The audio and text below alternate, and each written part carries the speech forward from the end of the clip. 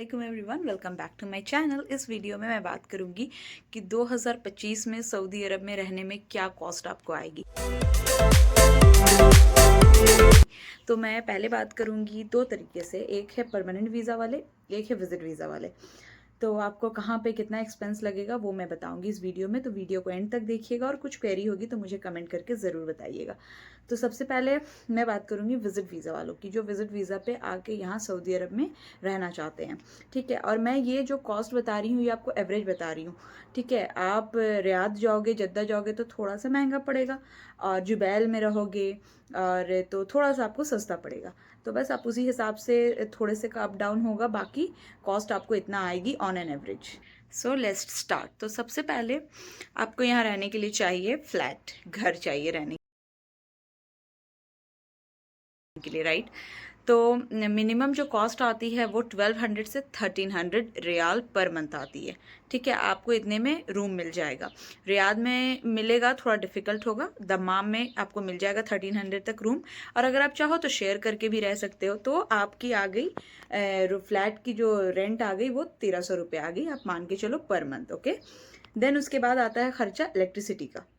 तो इलेक्ट्रिसिटी आपकी आ गई 250 riyal per month. 250 riyal on an average आती है, गर्मियों में थोड़ा ज़्यादा भी आती है, लेकिन आप 250 रियाल इलेक्ट्रिसिटी के लिए निकाल दो। ठीक है, उसके बाद आती है बात ग्रॉसरीज़ की। ये मैं बता रही हूँ, आप पर हेड ऐसे जोड़ लेना। ये मैं बता रही हूँ मीन्स एक पर हेड पर्सन का बता रही हूँ, एक बीवी, बच्चे और एक छोटा सा बच्चा है, आप इस तरह से पर हेड अपना कैलकुलेट कर लेना। तो नेक्स्ट आती है बारी ग्रॉसरीज़ की।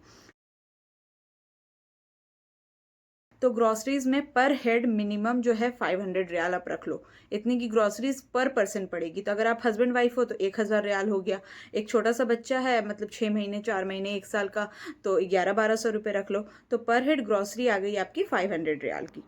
देन कम्स, अगर आप सऊदी अरब आए हो तो घूमना, क्योंकि यहाँ कोई रिलेटिव्स तो होते नहीं हैं। तो अगर आपके पास अपनी गाड़ी है तो वेल एंड गुड, अगर टैक्सी है तो थोड़ा एक्सपेंसिव हो जाएगा। ठीक है, तो मैं बात करती हूँ जिनके पास अपनी कार है।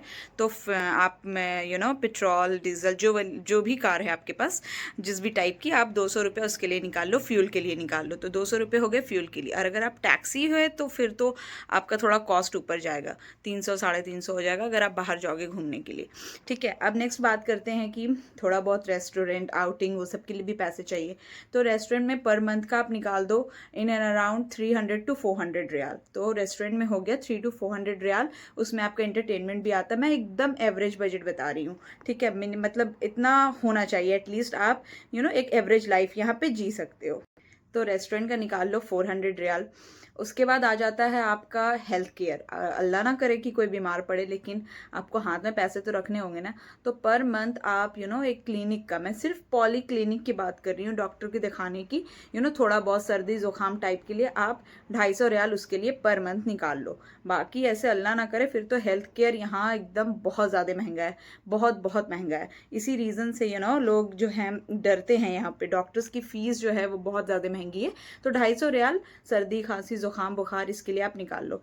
और नेक्स्ट आ जाता है आपका थोड़े बहुत शॉपिंग करना है, क्योंकि हम लड़कियों की आदत होती है, तो थोड़ा बहुत शॉपिंग करने के लिए आप मंथली 250 से 300 रियाल निकाल लो। तो ये जो है आपका टोटल इन एंड अराउंड एक एवरेज विजिट वीज़ा पे रहने वालों के लिए कॉस्ट आता है पर हेड। तो पर पर्सन फ्लैट, इलेक्ट्रिसिटी बिल, खाना पीना लेकर के आपको पर पर्सन पड़ेगा अराउंड 3200 से 3500। अब आपकी वाइफ है तो उसमें आप सिर्फ ग्रॉसरीज, घूमना फिरना, इंटरटेनमेंट ये सब ऐड करना, क्योंकि फ्लैट तो सेम रहेगा, इलेक्ट्रिसिटी बिल तो सेम रहेगी। अब बात करते हैं हम जो इकामे पर अपनी बीवी को बुलाते हैं, या जिनके पास इकामा है बच्चों का भी, उसमें फिर स्कूलिंग है, ये है वो है।